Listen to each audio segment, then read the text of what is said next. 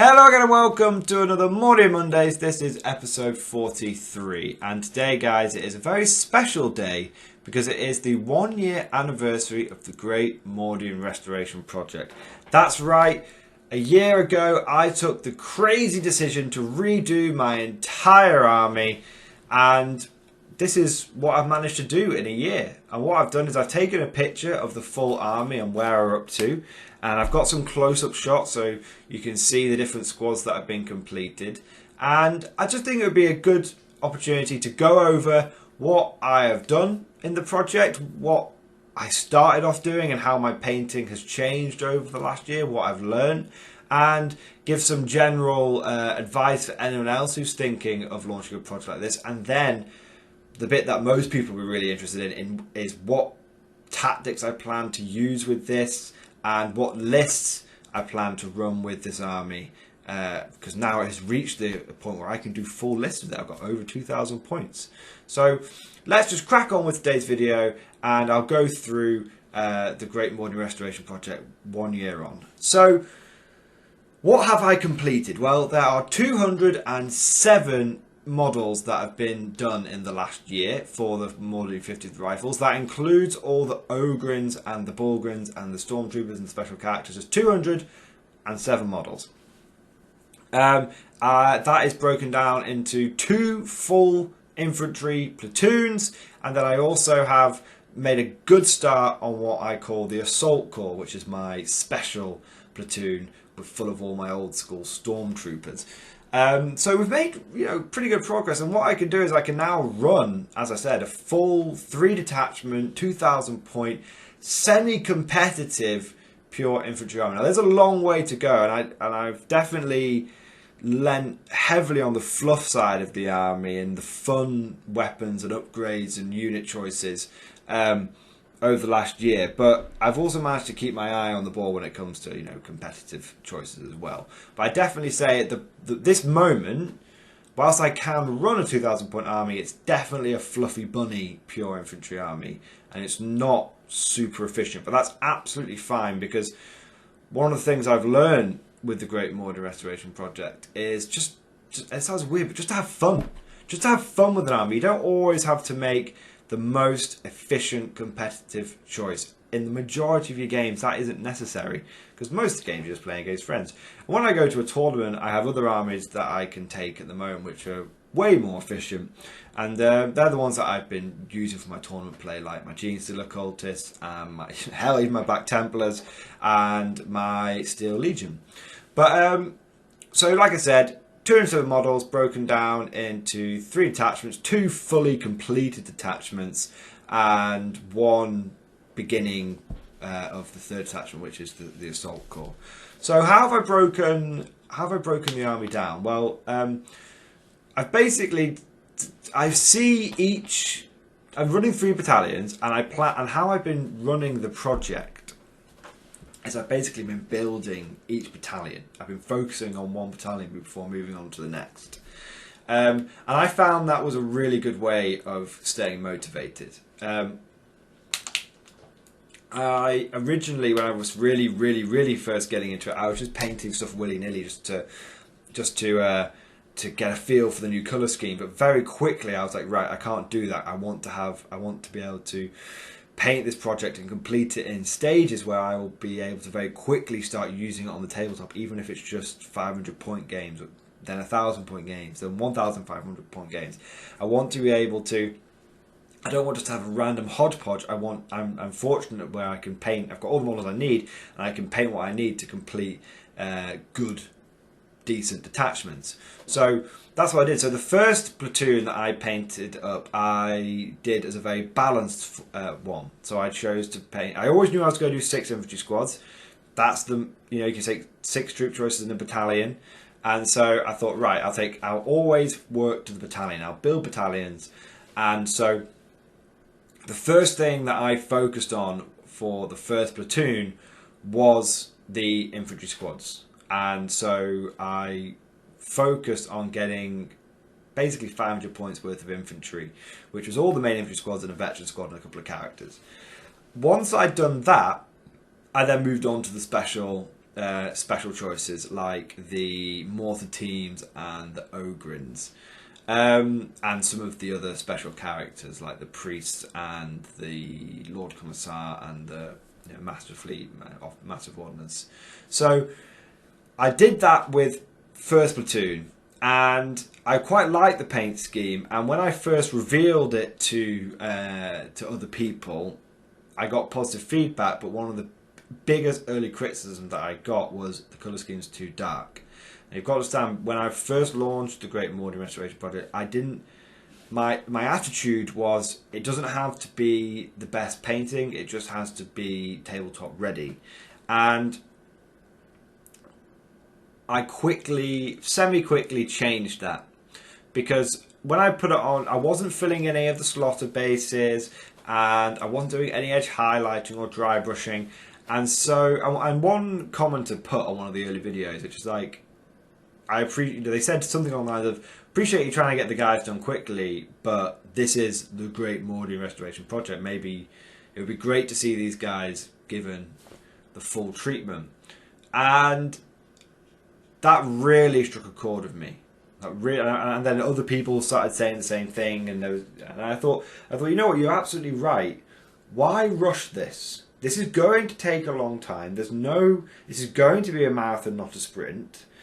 And we've got the first platoon put together now. Why not actually paint these guys to the best of my ability and have the Mordian 50th Rifles as the best painted army in my entire collection? So that's what I decided to do. So I began adding in techniques which I'd not done before, like the edge highlighting and the dry brushing, just after starting second platoon. So the first squad of second platoon was under the old system, no edge highlighting, nice and quick. And then I'm on the second. After that, everyone got the full treatment going forward. Now, what I started adding in was the edge highlighting, the dry brushing, and then I realised that one someone had also pointed out to me, well, the bases are a bit plain with just the brown. I thought, yeah, fair enough. I'll get some grass tufts in there. That'll break it up and make it look very Badlands style, which I really, really like. And then someone else said, well, you really want to be filling in those slaughter bases. They look silly when they're not done. And I was like, you know what, God damn it, you're right. It does look silly when the slaughter bases aren't at least filled in a bit. I'm never going to hide them completely, but you can at least make it so there's not massive glaring holes in the slaughter bases. So that's what I did, and that's when I learned a new technique. So before the project, I didn't know anything about dry brushing, apart from it was proper dry brushing. I'm not just talking a quick way to finish a model. I'm talking proper dry brushing and edge highlighting. I never did that, and so I learned that about halfway through, and then after that, I also learned about using green stuff properly. So in the past, I had used green stuff for small things like doing caps on Ogrins, and that was good. And that was another thing that I learned. But I hadn't really used anything outside of Games Workshop green stuff. Someone suggested, again, I cannot say this enough times, the comment section and the supporters and the followers of the Great Mordian Restoration Project has been so good. I've learned so much and had so much great advice and feedback from you guys. It's just been absolutely fantastic. And these guys and the Mordian 50th wouldn't look anywhere near as good as they do if it hadn't been for the feedback I had received from commenters and supporters and subscribers. So before I go any further, I just want to say a massive thank you to those guys. Every single person who puts a comment down, even if sometimes it can be a little harsh, I read them all, I take them all on board, and I try and implement the techniques that I suggested. So, one of these was, why don't you try milliput? And I was like, holy crap, I've heard of milliput before. When I was a kid, my brother used to use milliput just as a cheap alternative to green stuff. So I thought, you know what, I'll try it. And that is when I realised how good milliput was. And I am now completely converted to milliput. It is chalkier. It is a bit wetter at the same time, but it's less tacky and it is so much cheaper. You get so much more. It's absolutely fantastic stuff.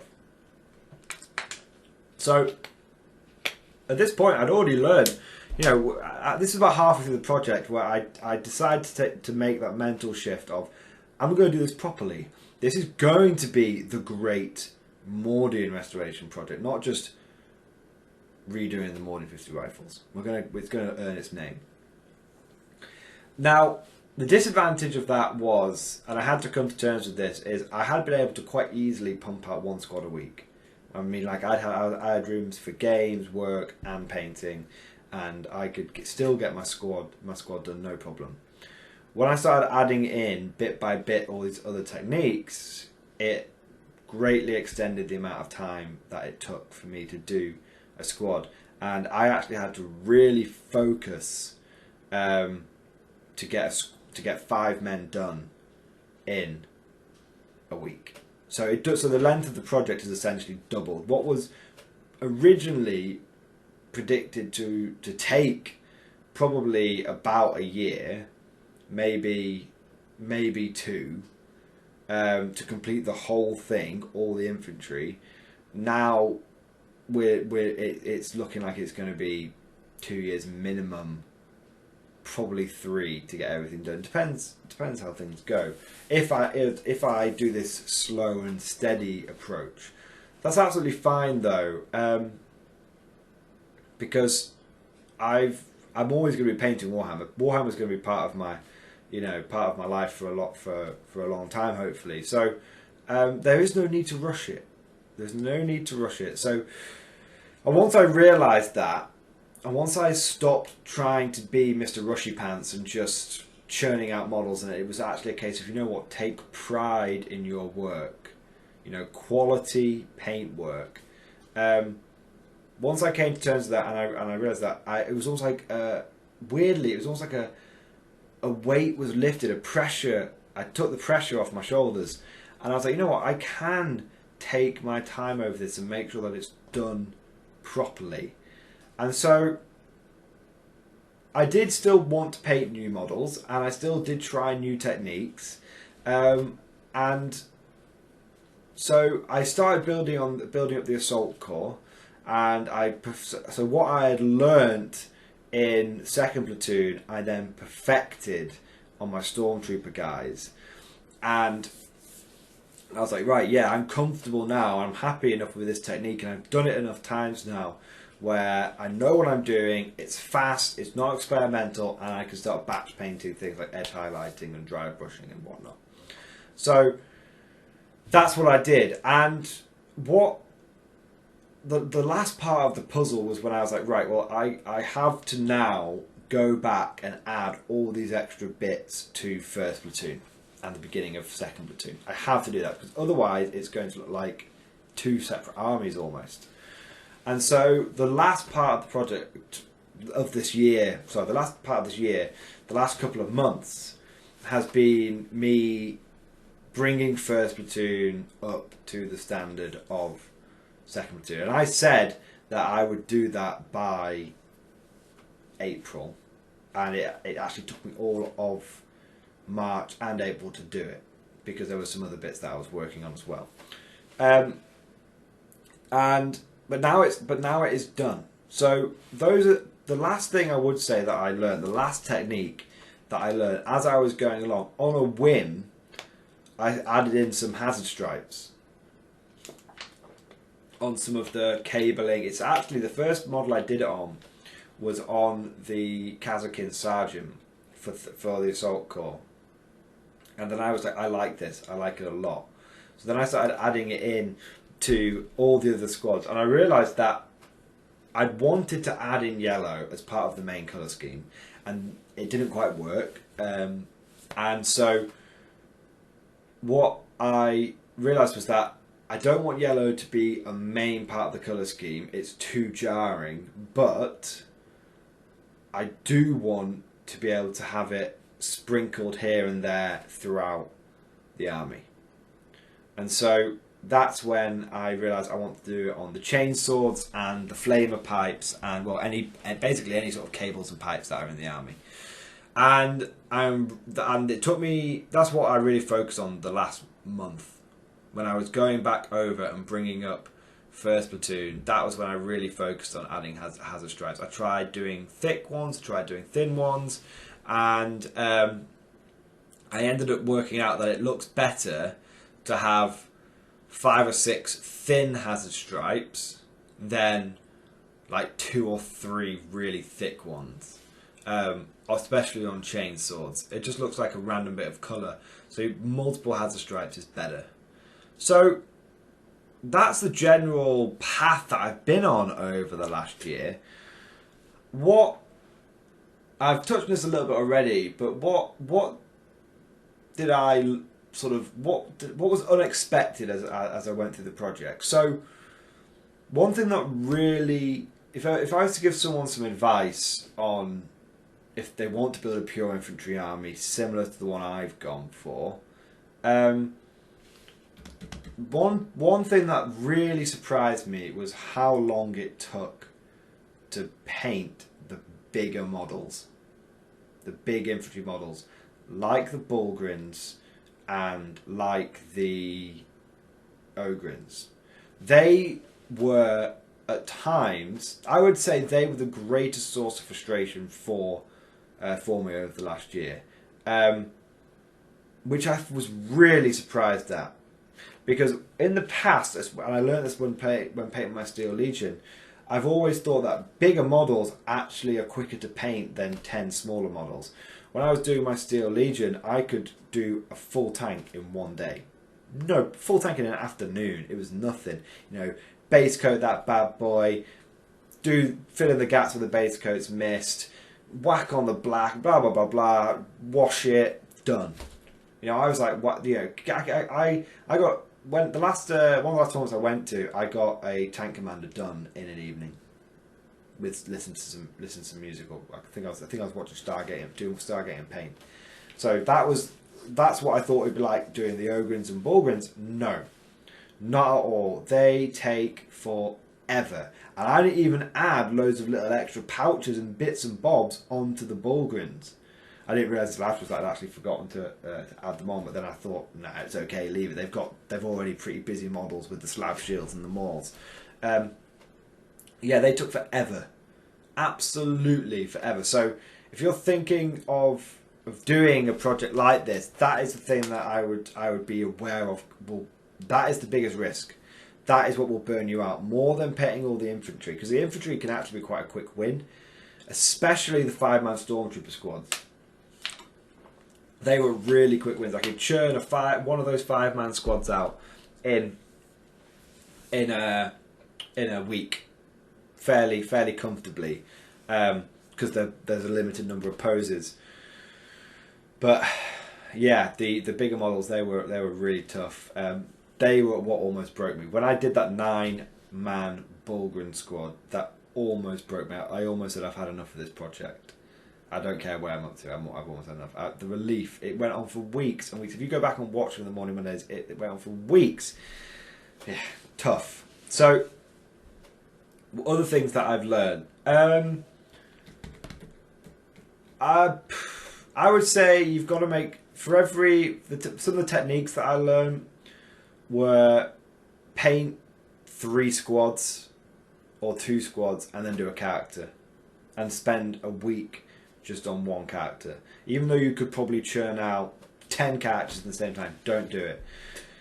Go hardcore for 2 or 3 weeks of a month, and then for 1 week of that month, just be like, you know what, all I have to paint this week is this lieutenant, is this captain, is this priest. That's all I have to paint. Maybe both officers, the junior and the senior one. And then if I do that, then it's cool and I can chill. And because you need to give yourself time to reset. And when you're under the pressure of like churning out squad after squad after squad after week, you need to have that point where you're like, you know what? I need an easy win. I need a win where I can just paint a model, bam, in a couple of evenings, no pressure, and then just have that sense of completion, night without the pressure. The one other thing I would say, and this is actually more of a real life, real world thing, is I used to. I had a really sort of not patented, but really sound technique of what I call Stargate and paint, which is where I love Stargate or Star Trek. You know, I love them both, and I just put on I just put on the beginning of a season, and I just watch it, and I would just watch that every day and do some painting, and it does let you paint quite quickly. It does help having something on. But what is better, honestly, is music or an audiobook, definitely, because what I found when it was a TV program was I would stop doing the painting to watch an interesting thing on the TV, and so when I would paint watching an hour-long episode, I would get the same amount done in like 20 minutes of listening to music, no joke. So at least half, sometimes 2/3 of my time would be spent watching this program, and then I'd paint a little bit of the mini as I was going along. So it's one of those things you've got to balance, because you'd want to obviously be entertained, and painting is meant to be relaxing and everything, totally get it, but you don't want to be taking forever and dragging it out for no progress. If you take 8 hours, you want to have got 8 hours worth of progress. You don't want to have take 8 hours out of your day, spend a full weekend day painting, and then actually you've only got half like 3 or 4 dudes done. It doesn't really work. On the flip side, if you are just going to be sat there watching TV one evening, you might as well get one dude done whilst you're doing it. Just get a little bit done, and that leads me on to the last bit I really want to say on terms of the lessons learned and the hobbying and the progress and everything, which is it is better to do little and often, because what I found is if I did a week where I absolutely smashed it, I would then end up taking 2 weeks off, where I only did like one character a week for 2 weeks. So it actually meant I was getting very little done over a 3-week period. Whereas if I took 2 weeks to do a squad properly, I would get it done, and then I would spend 2 weeks doing the next full squad. So over the same period of time, I was getting 2 squads done rather than like a squad and then dicking around for 2 or 3 weeks after because I was so burned out. Like, it's way better to just be consistent and just churning it out, and rather than churning it out, and just keep that steady pace. So if you were thinking of doing this kind of project for yourself, I would definitely say couple of golden rules. Make sure you're happy with the paint scheme, because if you're going to be doing something like this and painting a huge army, make sure you're happy with it, because you're going to be doing it a lot. It's okay to expect, to paint a few different models up, and even if after you've painted 2 or 3 squads, if you then try another paint scheme and decide that you like that, that's absolutely fine. But make sure you just, once you've committed, make sure you commit with no doubts. The worst thing you could do is get like 200 models in and then decide, you know what, I don't like the paint scheme, because you're not going to go and redo it again. You're just not going to. So that would be one of the biggest things I would say. And like I said, little and often. Little and often is really important, to make sure that you don't get burnt out. Batch painting would be the last thing I'd say. You definitely want to batch paint, but you do not want to do it in too big of groups. I learned this from doing my Gene Cult, where I batch painted like 30 dudes in a time, and it broke me. I was originally going to do my Gene Cult as a pure infantry, pure neophyte army, and because I batch painted too many in one squad in one go, I ended up veering off. And I actually, whilst I like my Gene Cult, I actually think I would have been better if I just stuck with the pure neophyte idea. If I just gardified the Gene Cult instead of getting halfway down it and then switching and getting all the wacky stuff. It's not as good. It's not as good at all. Anyway, so that would be my advice. Batch paint, but not in too big groups, little and often, and don't be afraid to experiment with the colour scheme, but when you settle on it, stick to it. So I think we've talked a lot about the hobbying and the progress and all that kind of stuff. I think now it's important to look at the tactics for this army. So how am I planning on running it? So it's currently just over 2,200 points. That is if I take into account the Inquisitor and the Astropath. Now,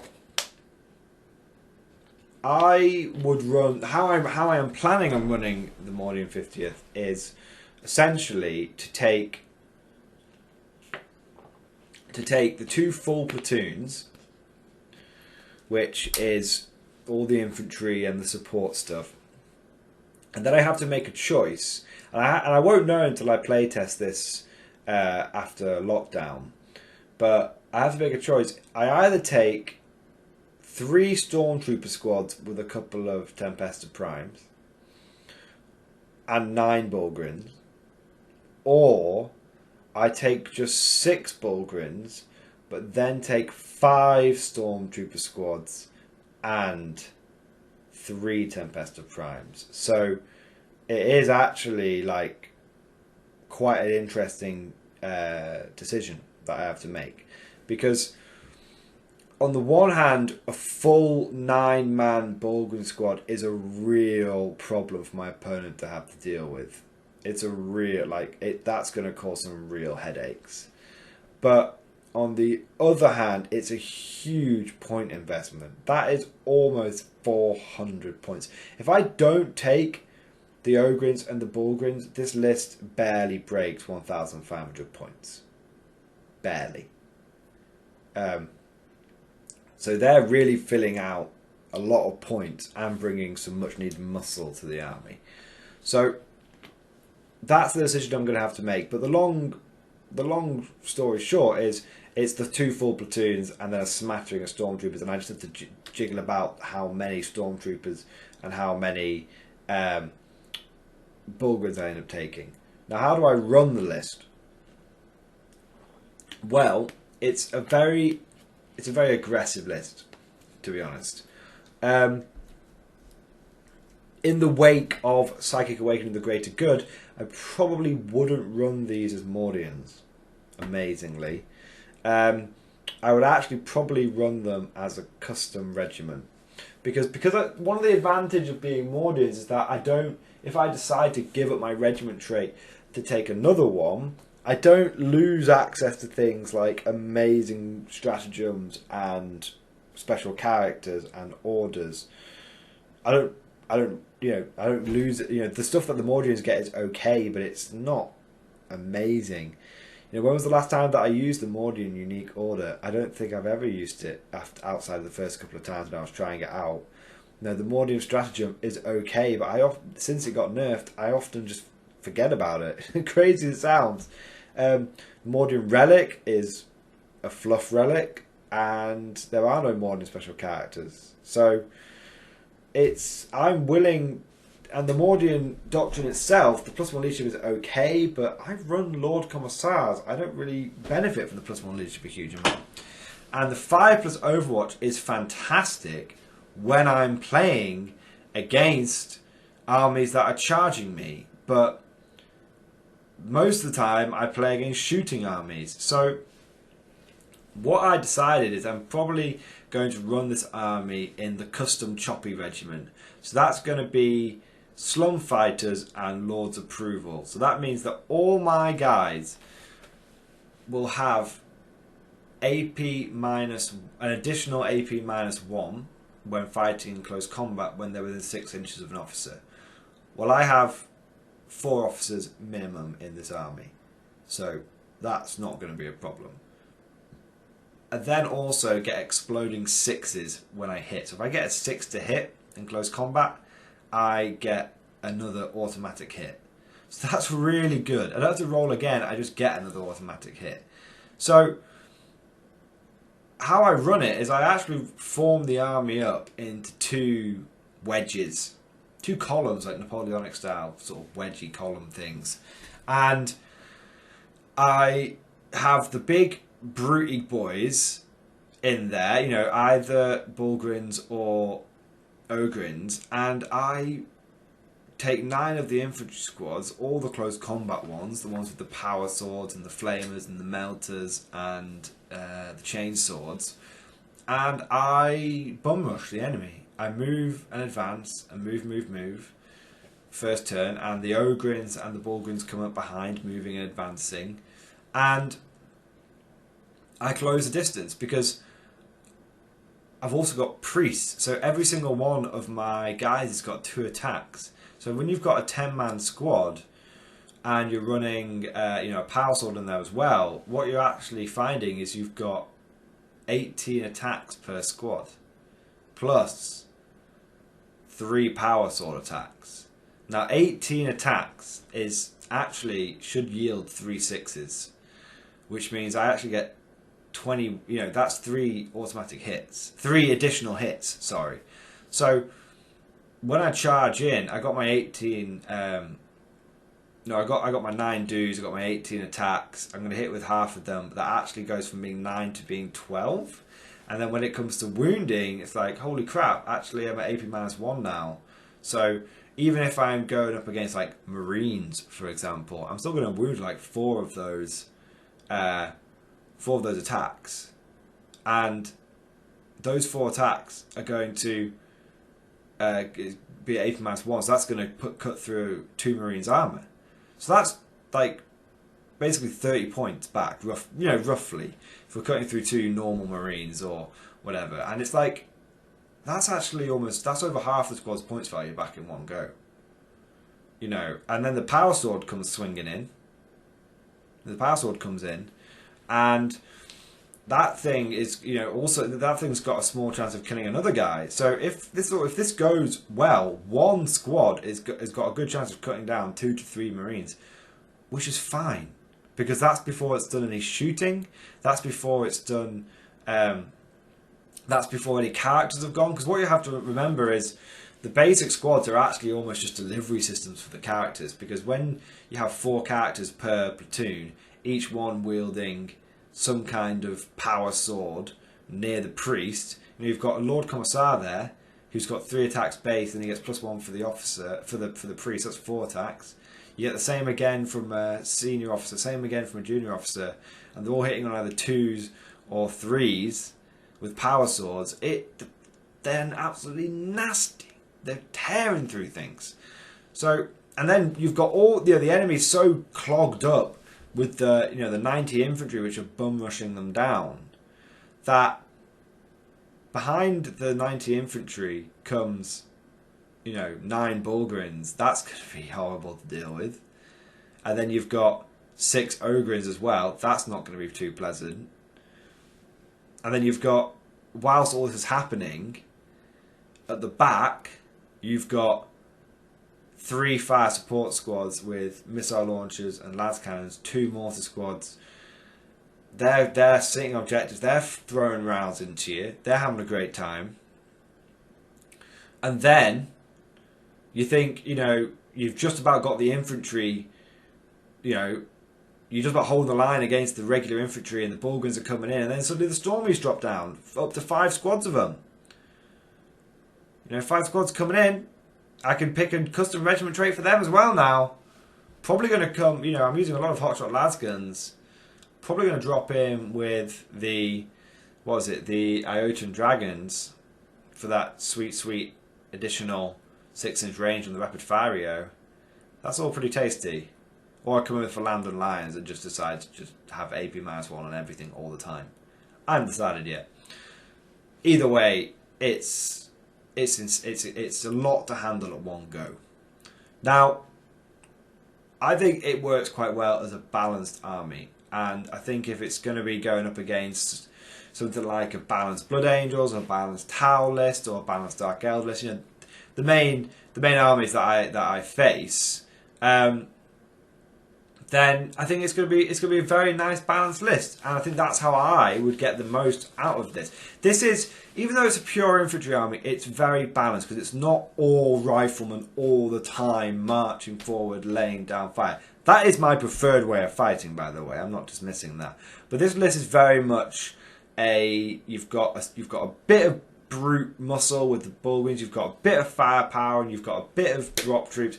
It's not so one-dimensional. It's got layers. So I think that's quite good. It's got a decent amount of combat backed up by a tasty amount of shooting. Now, if I was to run... What's the ultimate goal for the Great Mordian Restoration Project? What is the 2k army that I wish I could have right now? Well, that would be 300 infantry. I believe it's 300 infantry bang on. And see, how I build that list is I get rid of all the stormtroopers, I get rid of all the ogrins, and I just go as many bodies and line infantry bodies as I can get on the battlefield at once. So if you want to build a pure infantry list, and if you want to take your current guard army, put yourself through your own restoration project, and you want to go full competitive, and you want to go pure infantry, which is, to be honest, probably the best competitive option you can go for right now, this is how you do it. You take 3 platoons. You give each platoon a plasma gun, a missile launcher, and a bolter. Okay, so that's 40 with plasma gun is 7, bolters 1, and missile launcher is 10 points. You take, by platoons, I mean battalions. You take 3 battalions, all identical. Okay, almost all identical. Okay, and what you do is you take 6 of those squads in one of them.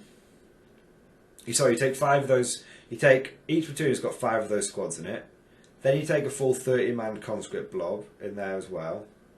So you've got your 58 times 5 plus your 120, and then you've got your basic officer, your basic junior officer, your basic Lord Commissar, and an astropath. And you take that, and that itself for one of those platoons, which is 5 squads, conscripts, and your officers, that's only 510 points. You think, right, now it's time to add some tasty treats onto that. So then you take your foot veterans. Best way to take foot veterans with missile launch and 3 grenade launchers and a bolter. So that's 70 points. Then you want to take your mortars. You definitely want mortars. You want indirect fire. So that's 45 points. Okay. So then what you've got in that platoon is 50 line infantry, 30 conscripts. So that's 80. And then you've got your 10 veterans. So that's 90. Your special weapon, your heavy weapon team, which is 6 guys, and your 4 characters, that's 100 dudes per platoon. Okay, you do that, and that all comes to 625 points. Bang on.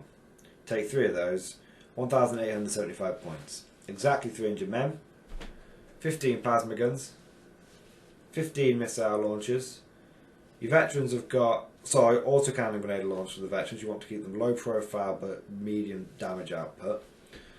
So that's 3 autocannons and 9 grenade launchers from them. You can take missile launch in there if you want. It's up to you. And you've still got 187 you've still got 125 points left over. You've got 300 guys. You could add 125 points of your preference. And how I would run that, though, is I would take that as a custom regiment. And I would take that custom regiment with wilderness survival for 4+ save and disciplined shooters for the 18 rapid fire. So that's how I want to run my pure infantry army, and that is where I am going to aim to be by the end of next year. So we'll see how, I'm going to be slowing down the Great Mordian Restoration Project a little bit. I'm going to paint a little bit of bolt action. I'm going to have maybe a couple of weeks where I'm chilling, but that is my, what I would say currently is the best pure infantry list that you can build.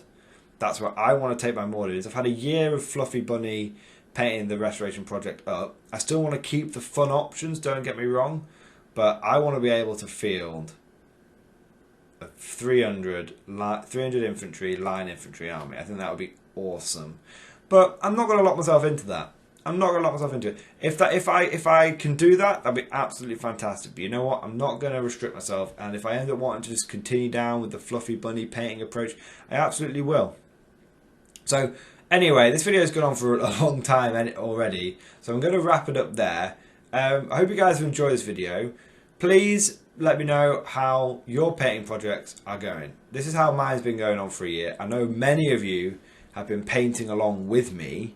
I am really interested to see where all my other where all the other restoration projects and painting projects are up to over this last year. So if you've got any questions on what I've done, if you want anything clarifying, please put it down in the comment section. I hope you guys enjoyed this video, and of course I'll see you guys next time.